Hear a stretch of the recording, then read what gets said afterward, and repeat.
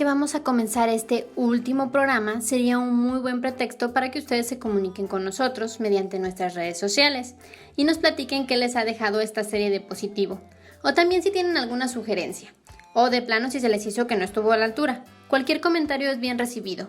Nos encuentran en Facebook como Fondo Radio, como Larisa García Bojorquez y como Marcelo Velázquez Oficial. ¿Qué esperan? Visítenos, déjenos de paso un me gusta y su comentario. Este es muy importante para nosotros. Le paso los micrófonos a la mesa y dispongámonos a ver qué nos tiene preparado Marcelo e invitados para el día de hoy.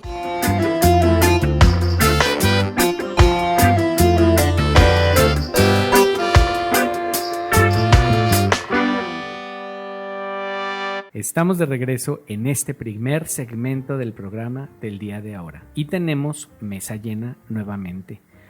Tenemos con nosotros a Verónica, ¿qué tal? ¿Cómo están? Y Carlos, hola, ¿cómo se les va? ¿Cómo les ha ido esta última semana? Muy bien, estamos aquí presentes, listos para continuar con esta historia. Pues bueno, nos habíamos quedado el programa pasado en cómo se expandió el café por todo el mundo, ¿verdad? Sí. Ahora lo que vamos a ver es principalmente, porque realmente allí fue donde se dio más, cómo se desarrolló el café en Brasil. Habíamos visto, fue el último lugar al que vimos que llegó, aunque hablamos que después llegó a Colombia y después llegó a Ecuador y llegó a Guatemala y así a todos esos lugares y a México por 1825. No es tan determinante como el hecho de cómo llegó al Brasil. A Brasil quedamos en que había llegado al norte de Brasil, por ahí por las Guyanas, que se acuerdan que les dije que las Guyanas es la colindancia de entre Brasil y Venezuela. O sea, estamos en la parte de Sudamérica, del lado izquierdo, cuando ve uno el planisferio, en la puntita de Brasil, pegada al mar, al norte. Uh-huh. Y se empezó a sembrar en esa zona. Pero el clima de ahí no es tan propicio para el café. Entonces estamos hablando de que esto sucedió por ahí de 1720 y tantos, 1750, fue en ese lugar. Pero durante este tiempo el café creció, pero no era tan requerido. Porque bueno, finalmente las Guyanas estaban surtiendo a Europa y acuérdense que Holanda tenía también plantaciones de café en Malasia, en lo que ahora es Malasia, que en aquel entonces se llamaba Java, en Indonesia, perdón, que en aquel entonces se llamaba Java. Entonces más o menos Europa tenía su suministro de café asegurado. Las colonias americanas ya recibían el café que necesitaban viniendo, acuérdense, completamente todo de Europa. Pero para fines de 1700 llega la independencia de los Estados Unidos por aquello del motín del té. Para ese entonces, los Estados Unidos, obviamente, ya no iban. Ellos estaban. La bronca del té fue que los Estados Unidos traían de contrabando, porque no estaba permitido el té de las Indias Orientales, uh-huh, que lo llevaran directamente a América. Tenían que comprarlo por medio de la compañía de las Indias Orientales que vendía el té a Inglaterra y solamente a ellos se lo podían comprar, entonces era muy caro. Entonces los norteamericanos lo contrabandeaban para llevarlo directamente y eso no le pareció. ¿Y contrabandeado era más barato? Sí, porque no pagaban todos los impuestos que cobraba la corona por comprarle el té a las Indias, a la empresa de las Indias Orientales inglesa. O sea, la empresa de las Indias Orientales tenía el monopolio de la comercialización del té. Ella fueron, acuérdense que en Inglaterra por empresas se hacían las colonias. Entonces, ellos eran los que tenían colonizada la India, compraban el té en la India o lo producían, lo traían. La corona cobraba un impuesto por eso que hacían, o sea, por esa transacción, por el permiso que le daba, por todo eso les cobraba. Pero el té era más barato. Pero como eran los únicos que lo podían comercializar, pues lo vendían al precio que querían. Los americanos empezaron a mandar barcos directamente para comercializarlo ellos, sin pasar por la corona. Eso es un contrabando, porque se están saltando las aduanas. Ellos eran ingleses, los norteamericanos eran ingleses en ese entonces. Eran colonia inglesa. Eran, ¿no?, colonia. Entonces tenían que comprar por medio de las leyes inglesas. Al hacerlo fuera de las leyes estaban haciendo un contrabando. Entonces los americanos dejan de traer té por el asunto de la guerra que se echaron por la independencia y empiezan a buscar más café. El café no estaba Tan posicionado. Y empiezan a buscarlo en América. Se dan cuenta que que las colonias europeas en el sur de América producen café y empiezan a comprárselo. Eso empieza a funcionar en Brasil. Entonces el café baja hacia Río de Janeiro y a los alrededores de Río de Janeiro está muy al sur de Brasil. En los alrededores de Río de Janeiro empiezan las plantaciones de café, pero el café requería muchísima mano de obra para poder ser plantado y producido. Y los brasileños, o sea, los que eran los habitantes nativos de Brasil, no iban a ser esclavos de los portugueses, de las colonias portuguesas. Esto sucede en el Imperio Portugués. Venían de Lisboa, se le llama el Imperio Lusitano, porque el idioma que hablan es nosotros lo conocemos ahora como que hablan portugués, pero el idioma es lusitano. Entonces, lo que empiezan a hacer, ¿se acuerdan que les hablé de los famosos bandeirantes? Sí. Que eran los que se encargaban de ir colonizando. Ellos lo que iban haciendo, iban arrasando la tierra, matando a los indios, para hacer lo que le llaman las tierras recuperadas. Así le llaman, recuperadas. Exacto. De nadie. O sea, ¿cómo? Las tierras eran de ellos Sí. y las recuperan los portugueses como si fueran de ellos Como y se si las hubieran- hubieran quitado. Como si en algún momento hubieran sido de ellos. Ajá. Entonces los bandeirantes lo que hacían era juntaban como ejércitos con el permiso de la corona, por eso se llamaban bandeirantes, porque llevaban una bandera que representaba a la corona. Juntaban un ejército de gente, de mercenarios, y se iban a colonizar territorios, tumbando selva, quitando... No, a colonizar, no, a recuperar. Ajá, a recuperar. Entonces, hacían limpieza de indios, o sea, limpiar indios iban a matar indios al por mayor para dejar esos territorios libres y poder empezar a plantar ahí el café. Pero iban matando a la gente que iba a trabajar en el café. Entonces, ¿qué empezaron a hacer los portugueses? Ellos fueron los que estrenaron el comercio de esclavos, empezaron a traer a los esclavos africanos a Brasil. Por eso la población de Brasil es En su mayoría es negra. Entonces, y por eso la samba y por eso todo el tipo de música brasileña es con tanta influencia africana. Empiezan a traer africanos a poblar Brasil, pero llegó al grado de que, por decir, para principios de 1800, el 80% de la población de Brasil era africana. Y solamente era un 20% de colonia portuguesa.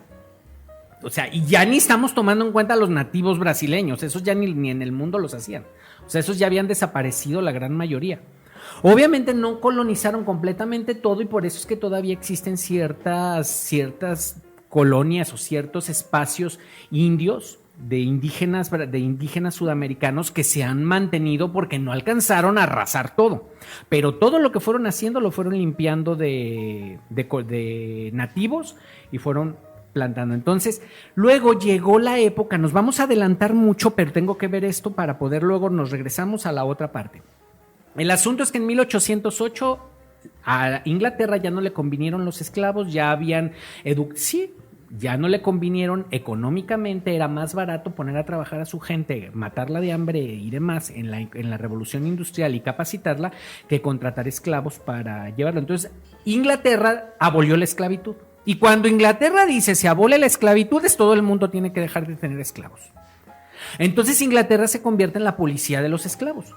Se prohíbe la extracción de esclavos de África para llevarlos a las colonias americanas y empieza todo eso. Entonces, ¿qué es lo que hacen los brasileños o los grandes terratenientes de las plantaciones de café de Brasil? Empiezan a abrir las fronteras y traen, importan japoneses, importan suizos, importan italianos, importan noruegos, importan belgas, o sea, acuérdense que en Europa los ve uno ahora tan preciosos, tan brillositos, tan millonarios, tan hermosos, que a uno no se le olvida que sacaron a 50 millones de personas en el siglo XIX de su país porque no los querían, porque ellos no los iban a mantener, y fueron los que se encargaron de colonizar Estados Unidos, y Sudamérica. Los brasileños los traen. ¿Y cómo los traían? Para poder mantener el sistema de plantaciones.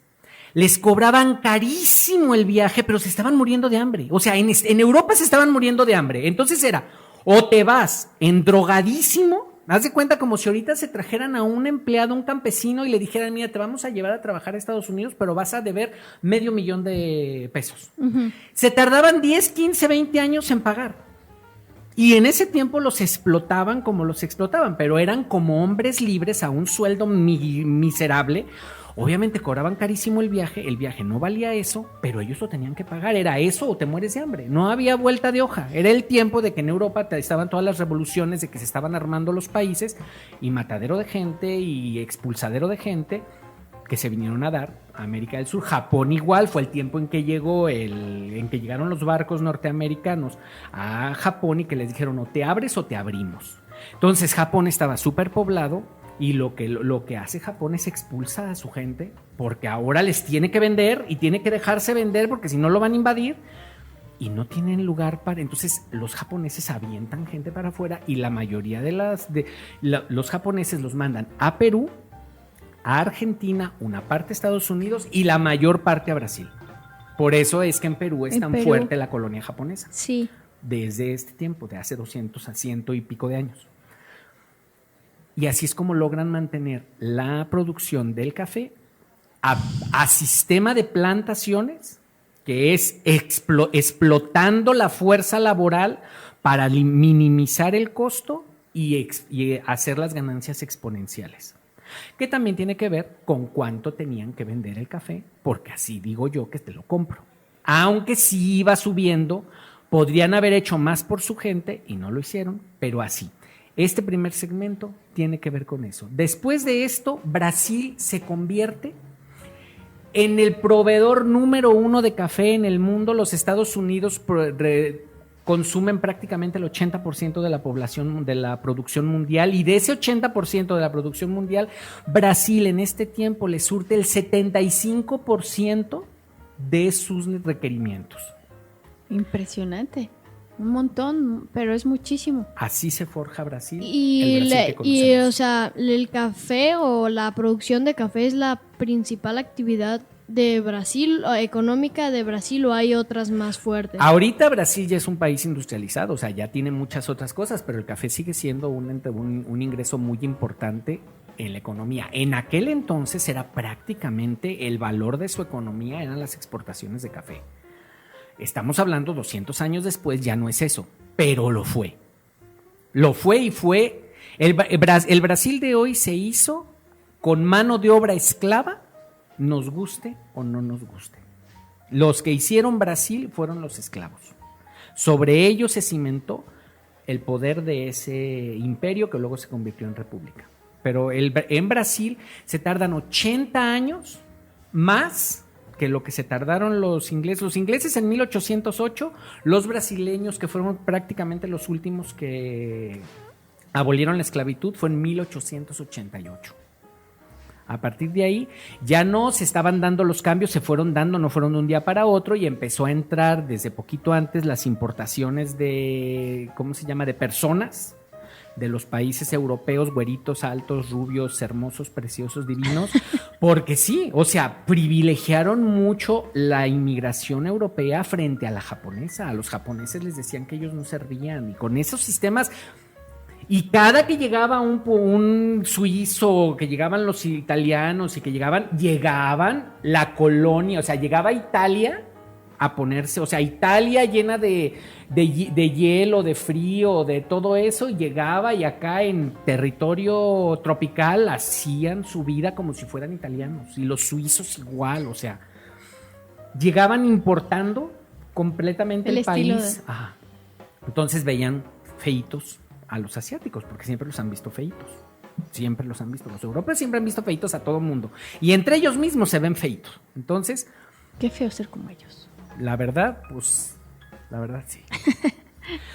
Vamos a una pausa y regresamos.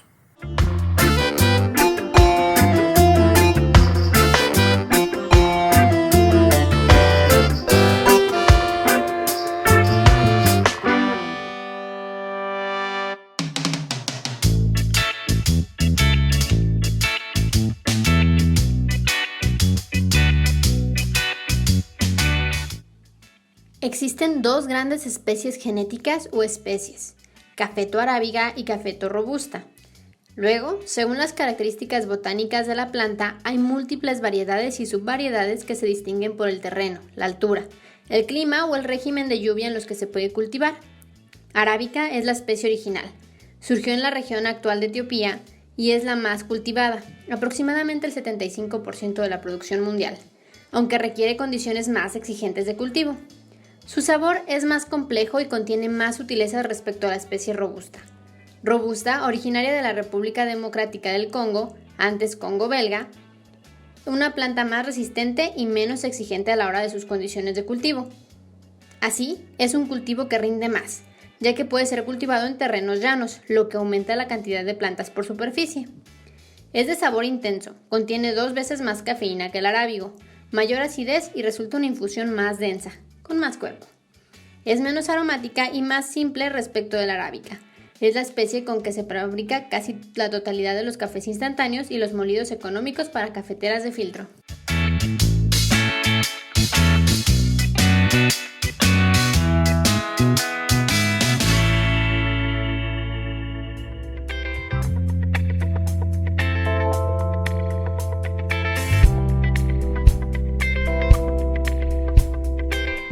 Wake Up and Smell the Coffee es el quinto álbum de estudio de la banda irlandesa The Cranberries, publicado el 22 de octubre del 2000. De este álbum hemos escogido la canción que da nombre al álbum. Porque, a ver, díganme ustedes, ¿no creen que vale la pena levantarse muchas veces solo por el placer de oler un café?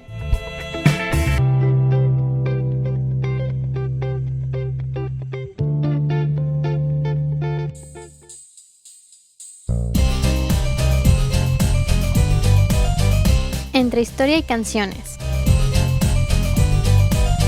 La historia al compás de la música. Con Marcelo Velázquez y Larisa García en voz y audio. Producido por Creativa Radio Producciones. Escúchanos en fondoradio.epici.com. Búscame en Facebook como Larisa García Bojorquez. Búscame como Marcelo Velázquez Oficial. Y disponte a escucharnos que en breves segundos ¡comenzamos!